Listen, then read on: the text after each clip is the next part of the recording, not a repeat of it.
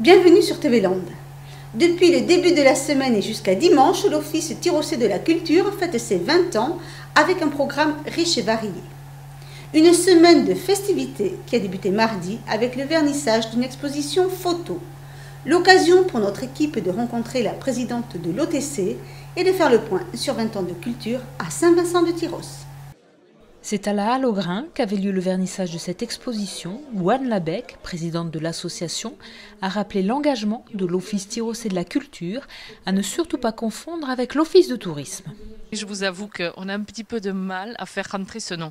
Pourtant, pour moi, il est tout à fait concret. C'est M. Sescous, donc il y a 20 ans, qui a choisi de créer une association qui gère, entre guillemets, la culture sur la ville.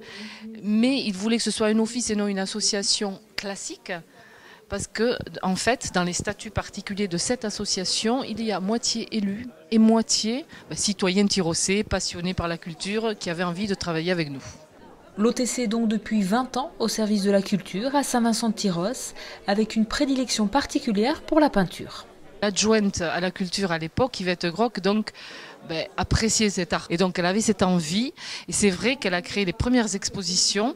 Et déjà, elle avait réussi à faire des expositions annuelles qui valaient le détour tout simplement, avec des peintres éclairés régionaux. Et je crois qu'on a essayé, tout au long des 20 ans, de continuer sur cette lignée. Et puis de diversifier l'offre. Aujourd'hui, l'OTC propose, grâce à sa trentaine de membres, une large palette d'événements culturels pour petits et grands. Offrir la culture à tous, c'est très important. Donc, ce qu'on essaye justement de faire par là, c'est d'ouvrir par des expos photos, par des spectacles, par le théâtre, et donc de pouvoir faire bénéficier chacun des petites choses que l'on peut leur proposer à des coûts plus ou moins abordables pour que justement tout le monde puisse venir jusqu'à nous. Et pour élargir encore un peu plus l'offre de spectacles, la ville souhaite remplacer le marché couvert par une salle multi-activités. Dans laquelle nous pourrons peut-être réaliser des spectacles différents. Par exemple, nous pourrons peut-être retrouver des soirées cabaret, voyez, spectacle et convivialité mêlés.